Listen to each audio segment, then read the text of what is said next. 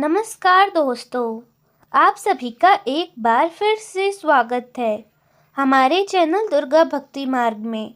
आज मैं आप सभी को सुनाऊंगी पुरुषोत्तम माह में सुनी जाने वाली दीपदान की कथा। तो कथा सुनने से पहले प्रेम से बोलिए पुरुषोत्तम भगवान की जय हो। चलिए शुरू करते हैं।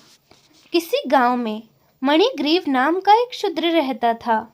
वह जीव हिंसा करने में तत्पर, नास्तिक, शिष्टाचार से रहित जीवन व्यतीत करता था। मणिग्रीव को उसके दुष्कर्मों तथा दुष्व्यवहार के कारण उसकी जाति और गांव के लोगों ने उसका बहिष्कार कर दिया था। इस कारण वह अपनी पत्नी के साथ जंगल में रहने चला गया और वहीं झोपड़ी बना ली। वह पशुओं को मारकर अपना जीवन यापन करने लगा। एक दिन उसे दोपहर के समय एक ब्राह्मण जो बेहोश होकर गिर पड़े दिखाई दिए। जब उसने उन ब्राह्मण को गिरा देखा तो उसे उन पर दया आ गई और वह ब्राह्मण को अपने साथ अपनी झोपड़ी में ले गया। मणिग्रीव तथा उसकी पत्नी ने उस ब्राह्मण की खूब सेवा की। कुछ देर बाद ब्राह्मण को होश आया। जब मणिग्रीव ने देखा कि ब्राह्मण को होश आ गया तो वह उनके पैर दबाने लगा और पूछने लगा, हे मुनिवर, आप कहाँ जा रहे हैं और आप इस घने जंगल में क्यों हैं? तब उन ब्राह्मण ने कहा, मैं उग्रदेव ब्राह्मण हूँ। मैं प्रयाग जाना चाहता हूँ और मुझे प्रयाग जाने का रास्ता नहीं पता। इस कारण मैं इस घने जंगल में पहुँचा हूँ। रास्ते में थकान और प्यास के कारण मैं बेहोश हो गया।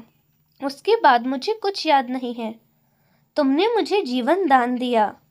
हे मणिग्रीव, मैं तुम्हें क्या दे सकता हूँ? ऐसा क्या हुआ है जो तुम दोनों पति पत्नी इस निर्जीव वन में रहते हो? तुम्हें क्या दुख है मुझे बताओ, मैं तुम्हारा दुख दूर कर दूंगा। मुनिवर के ऐसे वचनों को सुनकर मणिग्रीव ने उन्हें सारी बात बता दी।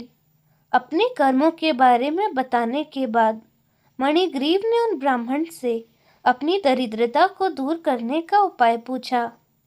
मणिग्रीव की बातें सुनने के बाद, हे महाभाग, तुम कृतार्थ हो गए हो जो तुमने मेरा अतिथि सत्कार किया।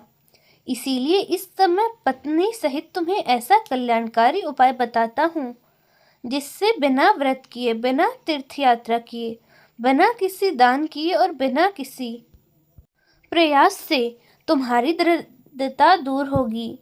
ब्राह्मण की ऐसी बातें सुनकर मणिग्रीव और उसकी पत्नी बहुत उत्सुक थे।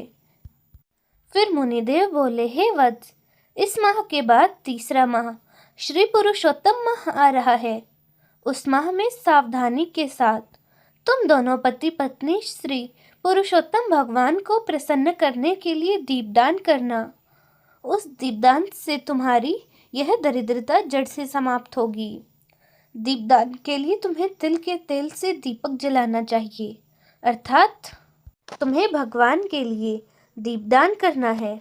यदि तुम घी का दीपक जला सको तो शुद्ध देसी घी का दीपक जलाना, लेकिन इस निर्जन वन में रहने के कारण तुम्हारे पास तेल या घी नहीं है तो हे वत्स, तारों की छाव में पुरुषोत्तम माह में अपनी पत्नी के साथ नियम पूर्वक स्नान आदि से निवृत्त हो।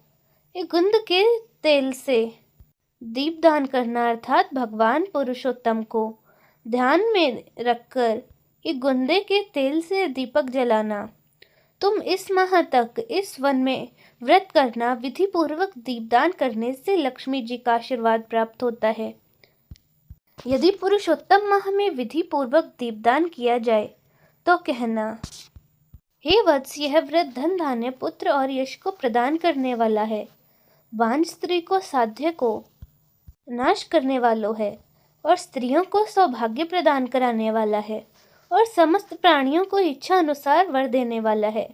यदि कन्या व्रत करती है तो वह अच्छा और चिरंजीवी वर प्राप्त करती है।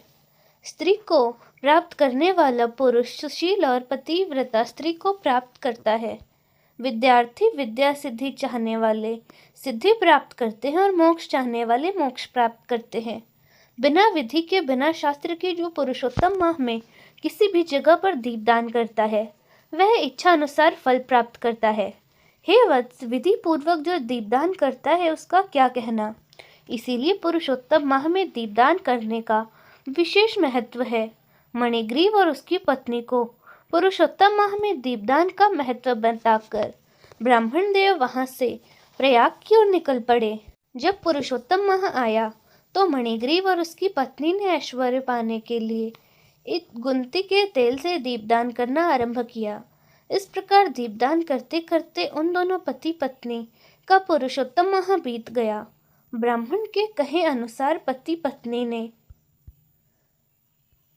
शुद्ध होकर समय पर काल के वशीभूत हो स्वर्ग चले गए। वहां मिलने वाले सुखों को भोगकर अगले जन्म में मणिग्रीव वीरबाहु के पुत्र चित्रबाहु के नाम से राजा बने और मणिग्रीव की पत्नी चित्रबाहु की पत्नी बनी। जय हो पुरुषोत्तम माह की। तो दोस्तों, यह थी आज की कथा। आपको कैसी लगी कमेंट्स में ज़रूर बताएं और जय हो पुरुषोत्तम भगवान की लिखना ना भूले। धन्यवाद।